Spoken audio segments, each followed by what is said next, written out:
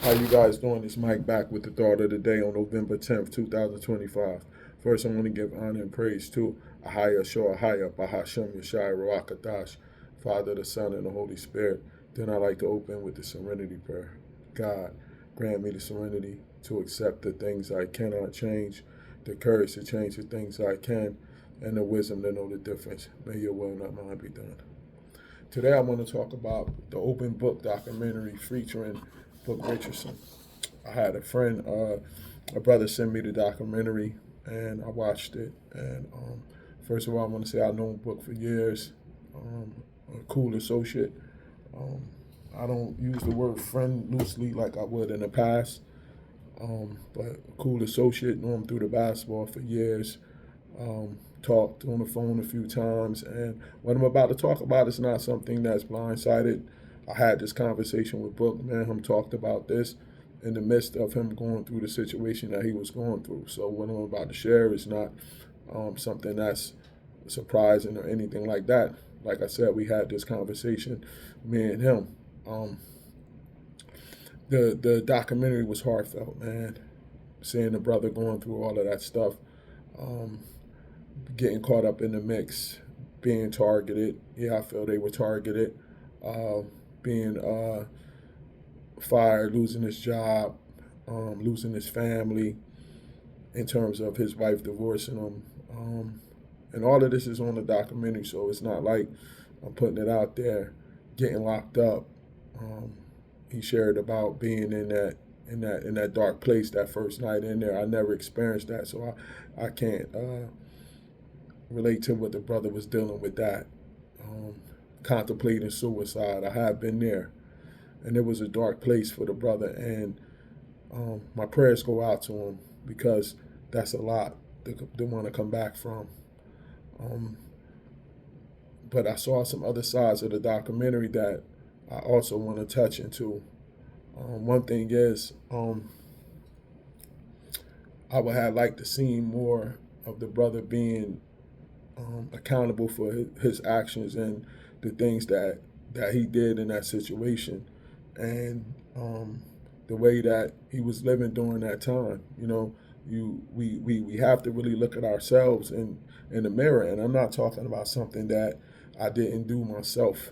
You know what I'm saying? So you ask yourself, um, why would God allow these certain things to happen? You know what I'm saying? And God said that he in Hebrews 12:7-6, he said, from whom the Lord loveth, he chastises and scorches every son whom he receiveth. You know what I'm saying? God allowed this to happen to that brother because he loved him. If he, verse 7, if ye endure chastening, God dealeth with you as with sons. For what son is whom the Father chastises not? You know what I'm saying? So he allowed this to happen to him because God was chastising him. God was shaping him for something that he needed him to do later on. And for all we know, God could have been saving his brother from something that could have killed him later on. You know what I'm saying? Him and the wife was on there, his ex-wife, and she talked about some things that was going on in the marriage. And you never know what that kind of behavior could have led the brother to. He could have lost his life. And sometimes we be in situations and we don't understand that when God removes it from us, we look at it as punishment. I saw in the documentary a few times where he was down saying he won a second chance. He won a second chance. Brother, you don't even understand what he was probably saving you from, man. The situation could have been a whole lot worse. And God talks about that when you read in um, Isaiah 55, verses 8 and 9. The Most High says, for my thoughts are not your thoughts, neither are your ways my ways, says the Most High. For as the heavens are higher than the earth, so are many ways higher than your ways, and my thoughts that your thoughts. So he's letting you know he don't think like us. God be protecting us for stuff that we don't even see that might be 5, 10 years down the line. And he snatches out of a situation and he's protecting us from us. So the accountability part on the brother, and maybe he did take accountability and he just didn't show it on the film more about yo, this is how I was living. My behavior caused this. This what was going on. Forget about what everybody else was doing. Forget about what Sean was doing. Forget about what he knew. Forget about what all the other coaches was doing. Forget about what college basketball was doing. We got to take accountability for our own actions and what we were doing. If I knew it was wrong and I was doing it, I have to be accountable for me knowing it was wrong and I was doing it, period.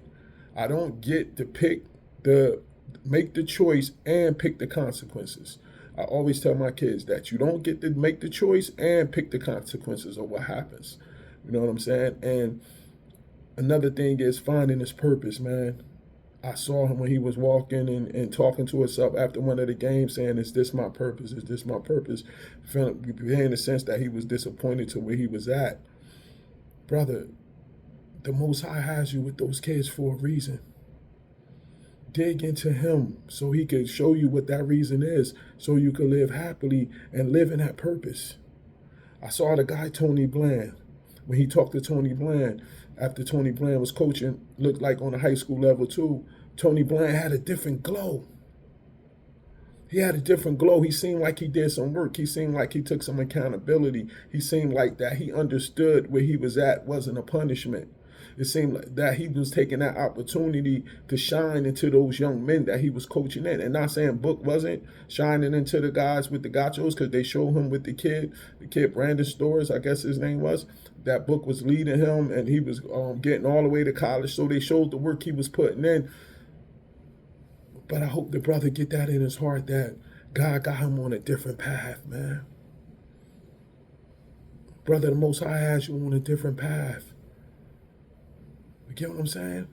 So we can't look at back what he took from us. We're thinking about what we have right now and how we moving, because when we're depressed, most of the times we're thinking about something we don't have that been taken away from us, or something that we don't think that we're going to be able to get to.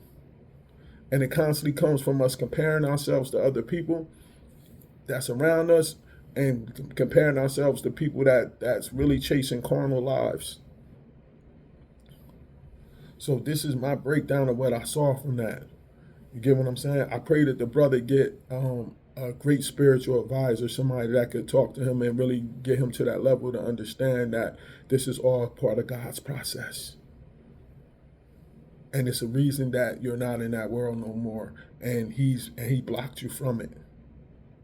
Dig into yourself. Do an inventory, brother, and really look at you and work on that. And you never know. He might bring you back to that world if it's in his will. Because we're living in his will, not our own will.